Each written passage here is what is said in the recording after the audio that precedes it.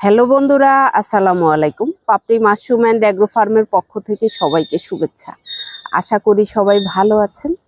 আমার ছাদ বাগানে আমি প্রতিটা গাছ সম্পূর্ণ মাশরুম সারে ব্যবহার করি। মাশরুম উৎপাদনের পরে যে অবশিষ্ট অংশটা থাকে সেটাই ছিঁড়ে আমি সার হিসেবে ব্যবহার করি এবং সেটা বিক্রিও করি।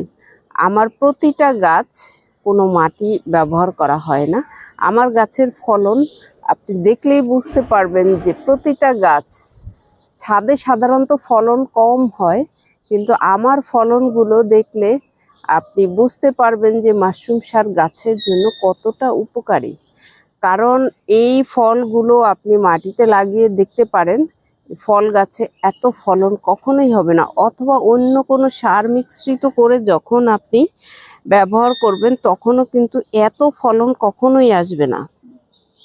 আমার প্রতিটা গাছ শুধুমাত্র মাশরুম সারে।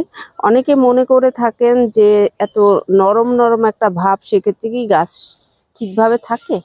অবশ্যই ঠিকভাবে থাকে। আমার প্রতিটা গাছ আমি প্র্যাকটিক্যালি দেখিয়ে দিলাম যে এখানে অন্য কোনো সার বা অন্য কোনো কীটনাশক আমি কোনো ব্যবহার করি না। শুধুমাত্র মাশরুম সারে আমি যথেষ্ট ভালো ফলন পেয়ে থাকি। আপনারা যারা গাছ ভালোবাসেন তারা মাশরুম সার ব্যবহার করতে পারেন এবং তুলনামূলকভাবে আপনি ভালো ফলন পাবেন। যারা জানেন না তারা এই ভিডিওটি দেখে জেনে নিন। ভালো থাকুন, সুস্থ থাকুন এবং নিজ বাড়িতে নিজের গাছ লাগান, আপনার বারান্দায় গাছ লাগান।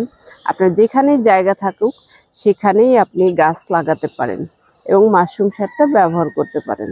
ভালো থাকুন, সুস্থ থাকুন। আল্লাহ হাফেজ।